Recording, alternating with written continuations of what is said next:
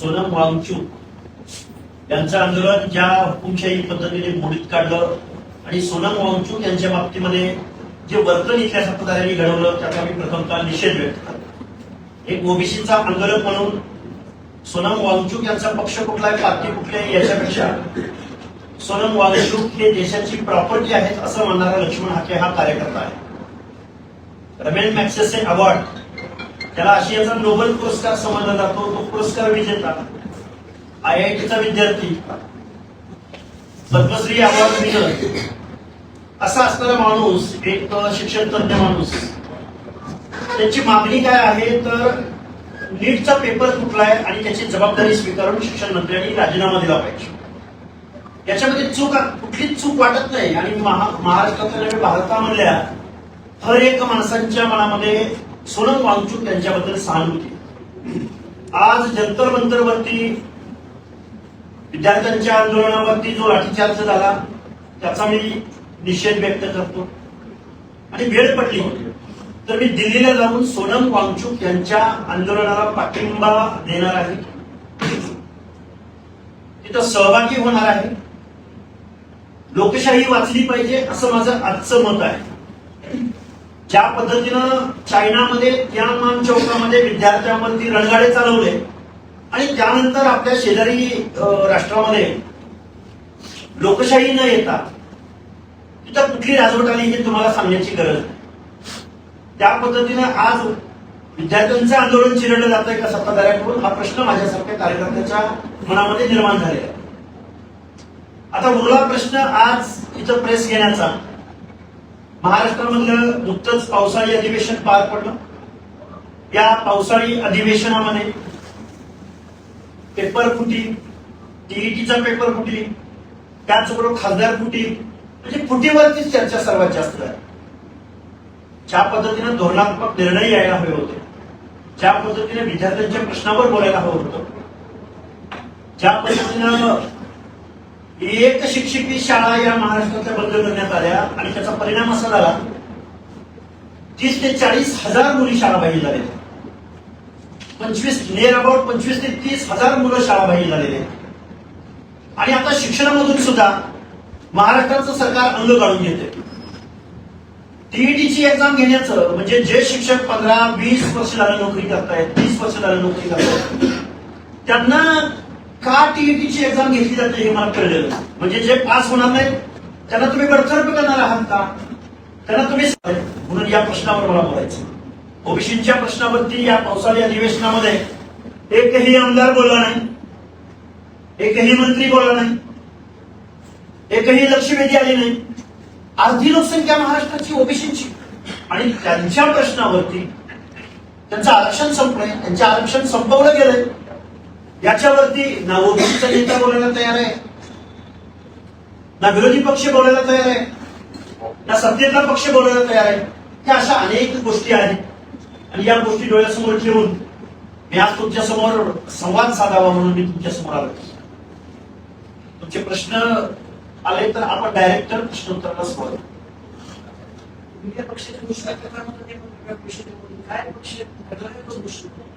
बघा, येऊ घातलेल्या कालावधीमध्ये महाराष्ट्रामध्ये ओबीसी जनता पार्टी नावाचं महाराष्ट्राच्या नव्हे भारत देशाच्या अर्ध्या लोकसंख्येचा वॉइस जर बॅलेटद्वारे, मतपेटीद्वारे जर इथल्या लोकशाहीमध्ये जर सामोरं जाणार असेल, पर्याय देणार असेल, त्या पद्धतीने ओबीसी बांधव अपिलिंग मूडमध्ये येणार असतील तर निश्चित ओबीसी जनता पार्टीची घोषणा जाहीर होईल आणि महाराष्ट्रामध्ये एक पर्याय तुमच्या समोर आम्ही निश्चित देऊ।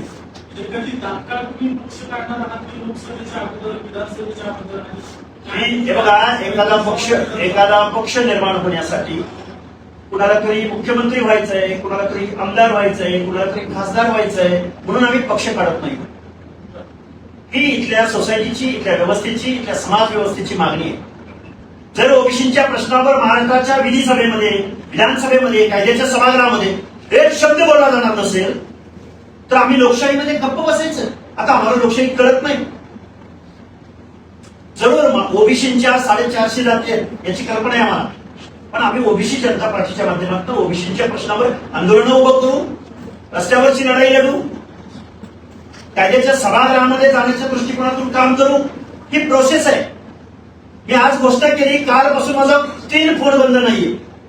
त्यामध्ये आमदार आहेत, त्यामध्ये खासदार आहेत, त्यामध्ये माजी मंत्री आहेत, माजी केंद्रीय मंत्री आहेत. अनेक लोकांनी, अनेक जबाबदार लोकांनी मला कॉल केलेले आहे की अशा पद्धतीचा प्रयोग महाराष्ट्रामध्ये प्रथमतः होतोय.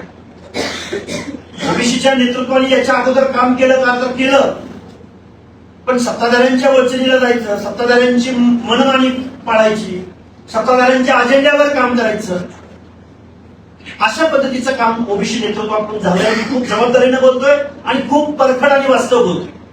म्हणून इथून पुढच्या कालावधीमध्ये आम्ही ठरवलंय की ओबीसीच्या प्रश्नावरती आपण बॅलेटमध्ये सुद्धा पर्याय उपलब्ध करून द्यायचा, असं आम्ही आज रोजी ठरवलेलं. आमच्या बरोबर जयंती ओबीसी जनता असेल, जयंती असतील, मुक्त जाती जमाती असतील, ओबीसी मधले हर एक माणसं असतील, एससी एसटी बांधव असतील, दलित असतील, मायनॉरिटी असतील आणि लोकशाहीचे समर्थक असतील, संविधानाला मानणारे असतील आणि ठरवेल काळ. बघा, इथं सत्तेचा ताम्रपट घेऊन कोणी आलेलं नाही, कुठला पक्ष आलेला नाही. देशाची जनता सार्वभौम आहे. अति चालत नाही, अति तिथं माती होते. सत्तेचा माज इंदिरा गांधींनी केला, त्यांचाही पराभव इथल्या जनतेने केलाय. त्यामुळे सोनम वांगचुक यांच्यावरती, यांच्याबरोबर ज्या पद्धतीने वागतं इथलं सरकार, या देशामधल्या जनतेला हे आवडलेलं नाही. राज्यात आणि केंद्रात भाजपचा आता शब्द वापरला, सत्तेचा माज. कसं काय सत्तेचा माज आला राज्यात? निश्चित आलाय. अरे महाराष्ट्राचं सरकार कधी जनतेच्या प्रश्नावर काम करणार आहे?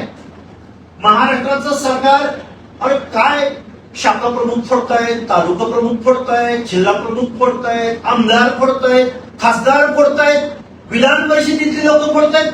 अरे तुम्ही कधीतरी जनतेच्या प्रश्नावर काम करा की. तुम्ही तुमचा एखादा पक्ष स्थापन करा. तुम्हाला असं का आयात लोक का घ्यावीशी वाटतायत? तुम्हाला तुमच्या विचारधारेवर विश्वास नाही, तुमच्या कर्तृत्वावर विश्वास नाही, तुमच्या अजेंड्यावर इथल्या जनतेचे प्रश्न नाही. कोण आहे ती लोक? सत्तेतनं पैसा आणि पैशातनं सत्ता. जनतेच्या प्रश्नाचं यांना काहीही देणं घेणं नाही. म्हणून आम्हाला या गोष्टींचा विचार करावा लागतो.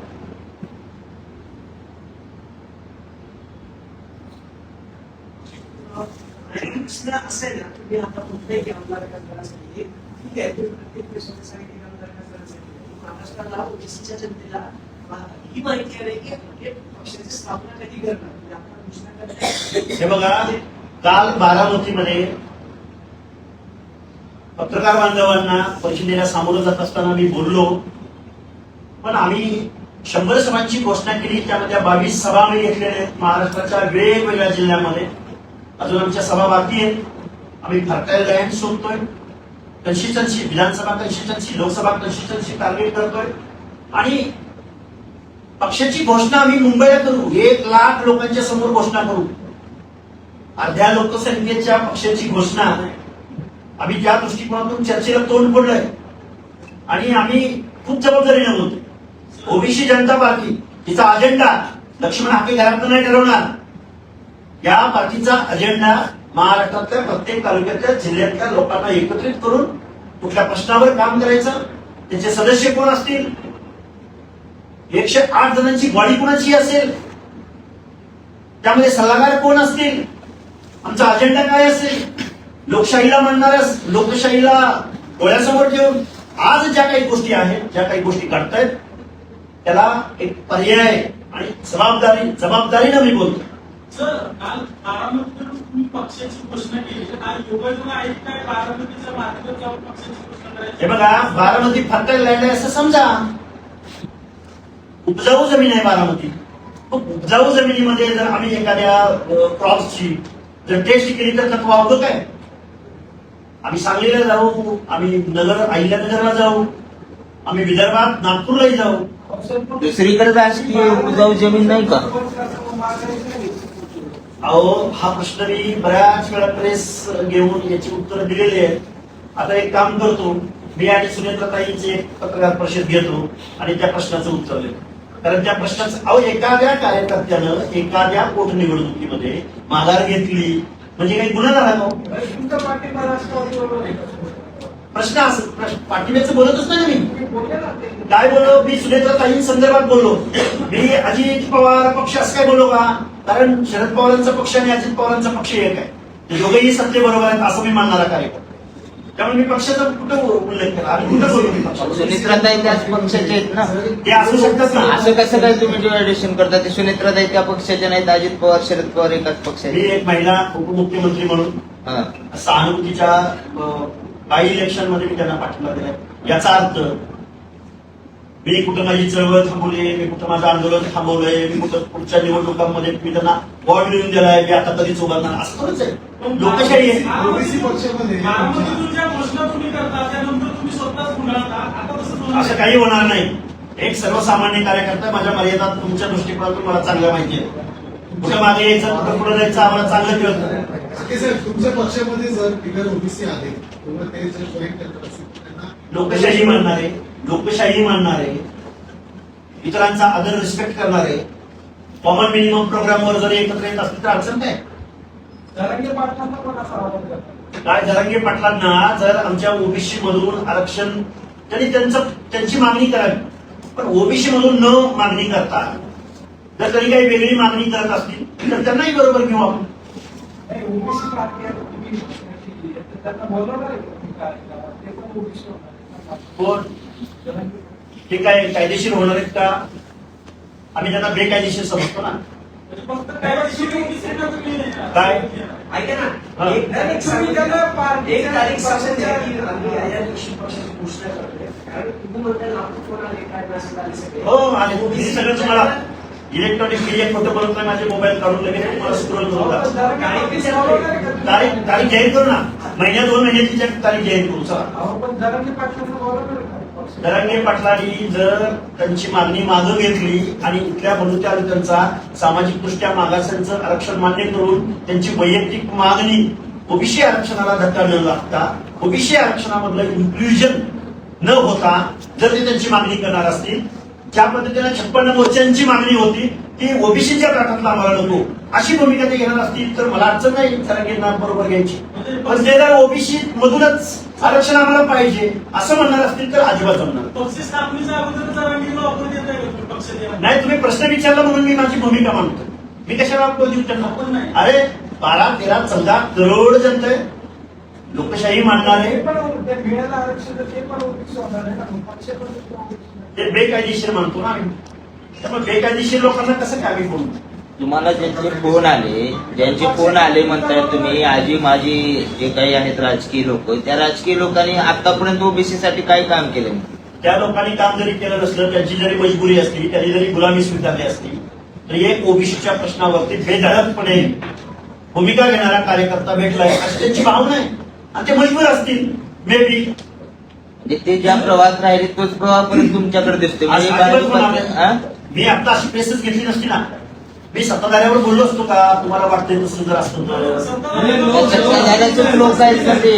लोकसभेत आणि विधानसभेत तुम्ही भाजपला पाठिंबा दिला पण ती चूक होती पश्चाताप झाला चूक होती पश्चाताप झाला 100% प्रांजळपणानं नमूद करतो तुमच्या पक्षाचे अध्यक्ष तुम्हीच असणार पक्षाचे अध्यक्ष ठरवतील 108 लोक एकत्रित येतील कारण पक्षाच्या रजिस्ट्रेशनसाठी 108 लोकांचं कन्सर्न लागतं ती लोक ठरवतील आपण तुम्हाला फोन येत आहे फोन येत आहेत मी बोललो म्हणून मला फोन येत आहे मी चर्चेला वाचा फोडली म्हणून मला फोन येत आहे कारण एखाद्या पक्षाच्या रजिस्ट्रेशनसाठी पक्षासाठी एक सिंबॉल लागतो एक व्यक्ती लागते काही विषय लागतात त्याचा भौगोलिक प्रदेश या सगळ्या गोष्टी कॉमन आहेत त्यामुळे एखादा माणूस जर अशा पद्धतीचा कॉन्सेप्ट या लोकशाहीमध्ये मांडत असेल तर त्यालाच कॉल जातील ना जर लोकसभेला आणि विधानसभेला म्हटलं भाजपला पाठिंबा देऊन आम्हाला खूप सारी पश्चाताप होतो. आता त्याचं प्रायश्चित्त काय करणार त्याचं प्रायश्चित्त ओबीसी जनता पार्टी हे प्रायश्चित्त आहे ना बाद झाला आता तुमचं सोम्या गोम्या गेला की ढवळ्या पोळ्या सत्तेवर येतो ढवळ्या पोळ्या गेला की सोम्या गोम्या सत्तेवर येतो ओबीसी हा भाजपचा डीएनए आहे असं म्हणणारा भाजप आता राहिलाय का भाजपचा डीएनए कारखानदार आहेत भाजपचे डीएनए परत रिपीट सांगतो तुम्हाला भाजपचा डीएनए आमदार खासदार राष्ट्रवादी काँग्रेस प्रसाद लाड दरेकर ही मंडळी आहेत भाजपचा डीएनए. त्यांना काय पडले आता बलुत्याचं आलुत्याचं सामाजिक दृष्ट्या मागासांचं. बरं कसं पडलं असतं तर या सरकारनं निवडणुकीला सामोरं जात असताना 18 ओबीसी मधल्या 18 जात समूहांच्या महामंडळांची गोष्ट आहे. त्या जातीच्या संतांच्या महापुरुषांच्या नावाने या महामंडळांची गोष्ट आहे. त्याला अध्यक्ष भेटू शकला नाही, त्याला कार्यालय भेटू शकलं नाही, त्याला एक साधा शिपाई भेटू शकला नाही. मग आता कसा आम्ही ओबीसी भाजपवरती सत्ताधाऱ्यांवरती आम्ही विश्वास ठेवायचा. या सरकारनं लाडकी बहीण योजना आणली. बघा या सरकारचं कर्तृत्व तुम्हाला सांगतो. लाडकी बहीण योजना आणली, आता ती गुंडाळण्याच्या तयारीत आहे. 30-35 हजार कोटी रुपये तिजोरीतनं दिले गेले. पण त्याच लाडक्या बहिणीला तुम्ही अकाउंटला पैसे भरताय. ह्यात कर्तृत्व काय तुमचं? टॅक्स गोळा करताय आणि महिलांच्या अकाउंटला भरताय. अरे त्याच महिलांवरती बेरोजगारीची वेळ येणार नाही. त्याच महिलांवरती त्याच मुलींचा कट ऑफ थांबवण्यासाठी तुम्ही एज्युकेशन मध्ये त्या महिलांना काही सुविधा उपलब्ध करून देऊ शकत नाही. त्यांना त्यांच्या पायावर उभं करण्याच्या दृष्टिकोनातून, बेरोजगार महिलांच्या दृष्टिकोनातून, ग्रॅज्युएट महिला, टेक्निकल एज्युकेशन घेतलेली महिला, अरे अशा महिलांच्या दृष्टिकोनातून त्या महिला त्यांच्या पायावरती उभ्या राहतील अशा पद्धतीने योजना आणली असती तर हे परिवर्तनाचं लक्षण समज असताना कोण येतो, कोण लाडकी बहीण योजना जाहीर करतो, निवडणुका काढून घेतात, निवडणुका जिंकतात, गेली लाडकी बहीण. आता काय लाडक्या बहिणीची परिस्थिती? पण आमच्या तिजोरीमधून 30-35 हजार कोटी रुपये तुम्ही निवडणुकीच्या अगोदर चुनावी जुमला म्हणून जर अशा पद्धतीने योजना आणणार असाल तर माझ्यासारख्या कार्यकर्त्याला हे अजिबात आवडलेलं. म्हणून आम्हाला पर्यायी रूपात आम्हाला पुढे यावं लागतं. त्यांच्या धोरणाविरोधात आम्हाला टीका करावी लागेल. आणि या महाराष्ट्रामध्ये रिझर्वेशन संपल्यात जमाय. काही लोकल बॉडी मधल्या काही त्या पण जागा संपलेल्या आहेत. आता सत्ताधाऱ्यांचा डीएनए इथल्या खासगी कंपनी आउटसोर्सिंगच्या माध्यमातून रोजगार उपलब्ध करणाऱ्या आउटसोर्सिंग आता चालू आहे सगळीकडे. त्यामुळे आता आरक्षण ही पॉलिसी, आरक्षण हे धोरण, जे जे आरक्षणाच्या दायरीमध्ये माझे एससी बांधव आहेत, एसटी बांधव आहेत, ओबीसी बांधव आहेत, बीजेएमटी बांधव आहेत, अरे तुमचं आरक्षण कधीच संपलंय. भाजपचा डीएनए ओबीसी नाही, भाजपचा डीएनए प्रसाद लाड आहे. प्रसाद लाड ही काही व्यक्ती खूप मोठी म्हणून मी त्यांचं नाव नाही घेत, पण त्यांची एक कंपनी आहे क्रिस्टल इंटिग्रेटेड सर्व्हिसेस. त्याच महाशयाने सांगितलं मी 1 लाख लोकांना रोजगार उपलब्ध करून देतोय. मग माझ्यासारख्या कार्यकर्त्यानं जरा त्याचा अभ्यास केला तर ती क्रिस्टल इंटिग्रेटेड सर्व्हिसेस नावाची कंपनी नोकऱ्या कुणाच्या तर सामान्य प्रशासन, नोकऱ्या कुणाच्या ग्रामविकासच्या, नोकऱ्या कुणाच्या महसूलच्या, नोकऱ्या कुणाच्या एज्युकेशनच्या, सरकारी नोकऱ्या आहेत सगळ्या. 25,000पासून 1.25 लाखापर्यंत पगार या क्रिस्टल इंटिग्रेटेड सर्व्हिसेसच्या माध्यमातून भागवला जातो. म्हणजे आता नोकऱ्यांचा मालक कोण आहे? प्रसाद लाड आहे, एक कमिशन एजंट. त्याच्या या कंपनीला 10 ते 12% सर्व्हिस टॅक्स म्हणून शासन त्याला पैसे देत आहे. कुठं राहिल्या तुमच्या नोकऱ्या? कशाला भांडताय? एससी मध्ये आज भांडण लागलेली आहे. राजा हो तुमच्या नोकऱ्या कधीच गेलेल्या आहेत. आज भांडण करायची वेळ आहे ती लोकशाही वाचवण्यासाठी. आज भांडण करायची वेळ आहे की सोनम वांगचुकच्या भूमिकेला पाठिंबा देण्याची. आज वेळ आहे की विद्यार्थ्यांचे काय प्रश्न आहेत त्या प्रश्नावर आंदोलन उभं करण्याची. काय म्हणतंय दिल्लीचं गव्हर्नमेंट? आम्हाला डिलिमिटेशन आणायचं. अरे डिलिमिटेशन, परिशीलन, डिलिमिटेशन 1980 सालानंतर तुम्ही डिलिमिटेशन करताय. पारदर्शी बिल आणा ना, पारदर्शी. कोण विरोध करेल? एवढी लोकसंख्या वाढली तर नैसर्गिक न्यायानं लोकप्रतिनिधींची संख्या वाढणं अपेक्षित आहे ना. तुम्हाला एवढी का भीती आहे? तुम्हाला ममता बॅनर्जीचा पक्ष फोडावा लागतो, तुम्हाला उद्धव ठाकरे साहेबांचा पक्ष फोडावा लागतो, तुम्हाला शरद पवारांचा पाठिंबा घ्यावा लागतो. अरे तुम्हाला 366 आकडा, जादुई आकडा तुम्हाला झुटत नाही म्हणून तुम्हाला पक्ष फोडायचे. हे जे चाललंय हे लोकशाही विरोधी चाललंय. लोकशाही कधी नव्हे ती अडचणीत आहे असा पक्का समज लक्ष्मण हाकेचा झालाय. म्हणून आम्ही म्हणतोय की ओबीसी जनता पार्टी या महाराष्ट्रामध्ये पर्यायी. तमिळनाडूमध्ये सरकार आवाज येत नाही. आवाज महाराष्ट्राची कल्पना व्हायला मागताय का? असे पोस्टर फिरले होते 4 महिने. हे बघा महाराष्ट्राची जनता ठरवेल महाराष्ट्राचा ओबीसी बांधव ठरवेल. कोण ओबीसीची भूमिका घेतोय, कोण लोकशाहीच्या बाजूने बोलतोय, कोण रिझर्वेशन पॉलिसीच्या बाजूने बोलतोय, कोण इथल्या सरकारवरती, ते ठरवेल ना जनता. त्यामुळं आम्ही 24 तास भांडतोय, बोलतोय, पुढे येण्याचा प्रयत्न करतोय, जनता ठरवेल.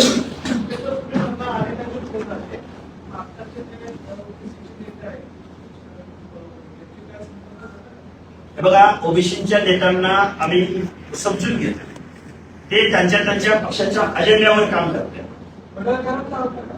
पडळकरांना मंत्री झालं पाहिजे असं मला वाटतंय. धनंजय मुंडे का बाहेर नाहीत असंही वाटतंय. तुम्ही मला मग काय म्हणायचं ते म्हणा, पुढच्या प्रश्नाचं उत्तर देईन मी. ते मंत्री झालं म्हणजे काय काय ते मंत्री झाल्यावर प्रश्न मिटणार आहे प्रश्न निघतील का नाही माहिती नाही, पण एक हक्काचं एक दालन तिथं मुंबईच्या मंत्रालयामध्ये आम्हाला बघायला भेटेल. तोच पडळकर आता सत्तेत असताना ओबीसी साठी आवाज उठवत नाही, तुम्हाला उठवावा लागतो. मजबुरी बोलव ना, ते पक्षाच्या अजेंड्यावर काम करताय. मग तुम्ही त्यांना सहानुभूती अरे द्या. पण आमचा एक माणूस, एक नेतृत्व तयार व्हायला 20-25 वर्षाचा कालावधी द्यावा लागतो. ते आमच्या बरोबरच असतील, ही अंदर की बात है. ओबीसी लीडर, सब ओबीसी लीडर हमारे साथ है. सगळे बरोबर आहेत, ते तर आमचे गुरु आहेत. त्यामुळे प्रश्न तो म्हणत आम्हाला फक्त हे सगळं जाऊ द्या. 10-15 वर्ष गेलं, नवीन समस्या, नवीन प्रश्न, नवीन नीती, नवीन धोरण, बेस लोकशाहीचा. त्यामुळं तेच काय घेऊन बसलाय. प्रायव्हेट लिमिटेड कंपनी नाही करायची आपल्याला. तुम्ही तेच म्हणताय ना, मग पडळकर मंत्री करायचं कोण? काय होतं? मी काय बोलतोय, आज आत्ता ऑप्शन आहे का आमच्याकडे? आत्ता आम्ही लोकप्रतिनिधी आहोत का? आत्ता आम्हाला कुठला पर्याय उपलब्ध असू शकतो ते बोलतोय ना.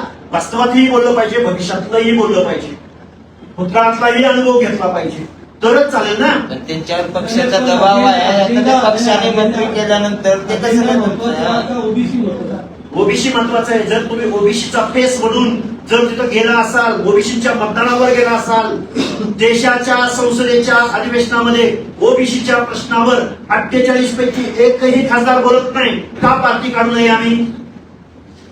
महाराष्ट्राच्या विधानसभेमध्ये, विधान परिषदेमध्ये ओबीसीच्या प्रश्नावर गेल्या पावसाळी अधिवेशनामध्ये एकाही प्रश्नावर बोललं गेलं नाही. का पक्ष काढू नये आम्ही? आहे ओबीसीचं कोणी? त्यामुळं असे अनेक प्रश्न आहेत. ओबीसी जनता पार्टी मोठ्या ताकदीनं काम करेल आणि ती घोषणा हजारो लाखो समुदायाच्या उपस्थितीमध्ये आम्ही करू. कधी करणार? अरे मुंबईला घेणार, राजधानीमध्ये घेणार, तुम्ही राष्ट्रीय अध्यक्ष असणार होता. ते अध्यक्ष नंतर ठरवू ना. आणि आता तुम्हीच घोषणा करताय पक्षाचा अजेंडा पाहिजे, अरे पक्षाचा दादा, मी पाहिजे. काय पवार फॅमिली मध्ये आहे का, पाच पवार आहे का, की कुणाला घ्यायचं कुणाला नाही ठरवायचं? ही ओबीसी जनता पार्टी 108 लोक एकत्र येतील, ठरवतील. कोण? ही लोकशाहीची प्रक्रिया आहे, ही चळवळीची प्रक्रिया आहे. चळवळ जर रस्त्यावरच्या लढाईला जर इथली लोक जर रेकग्नाइज करणार नसतील, दखल घेणार नसतील, त्याला इग्नोर करत असतील, तर चळवळीचं रूपांतर पक्षामध्ये होतं, पर्यायामध्ये होतं. ते जनतेसमोर बॅलेटमध्ये जाऊ शकतात का आम्ही चळवळी करायच्या, आम्ही लढाया करायच्या, आम्ही मारामाऱ्या करायच्या, लाभ दुसरे घेणार, असं आहे का? कोण कुठली माणसं येतात, आम्हाला मुख्यमंत्री व्हायचंय आणि आम्हाला आमदार, कोणी ठरवलं, कोणी सांगितलं तुम्हाला? इथली जनता ठरवेल. आणि आता इथल्या जेएनजीला चांगलं कळतंय.